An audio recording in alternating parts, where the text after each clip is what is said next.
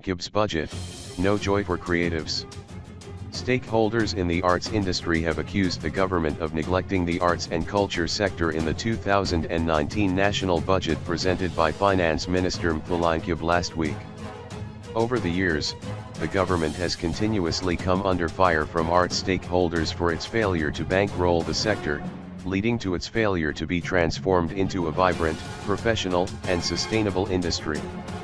The players in the arts sector are on record calling for financial backing from the government to create a conducive environment for the arts industry to thrive.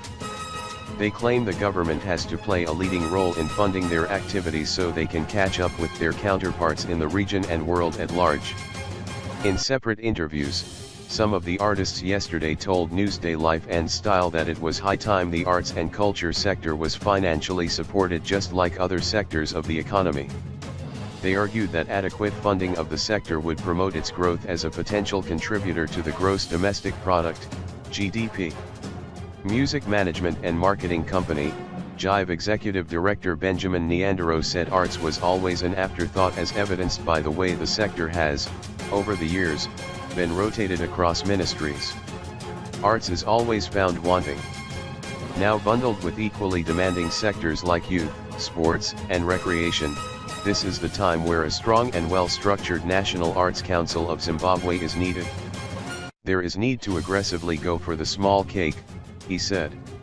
Chairperson of the Zimbabwe Network for Economic and Social Transformation, ZENIST, Take More Mthuli said government must take the arts and culture sector seriously, as it has the potential to contribute to the country's gross domestic product.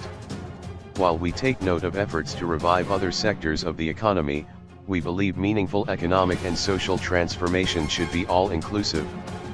The recently unveiled budget has no mention of the arts.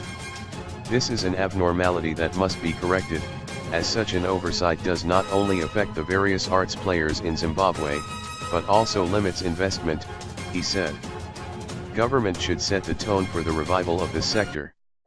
Arts, in some countries like America or closer to home, South Africa, contribute billions to the fiscus, and the sooner we wake up to that idea, the better for our artists and Zimbabwe as a whole. Mthuli said government must engage and consult widely on arts and culture matters so that the growth of the sector could be achieved.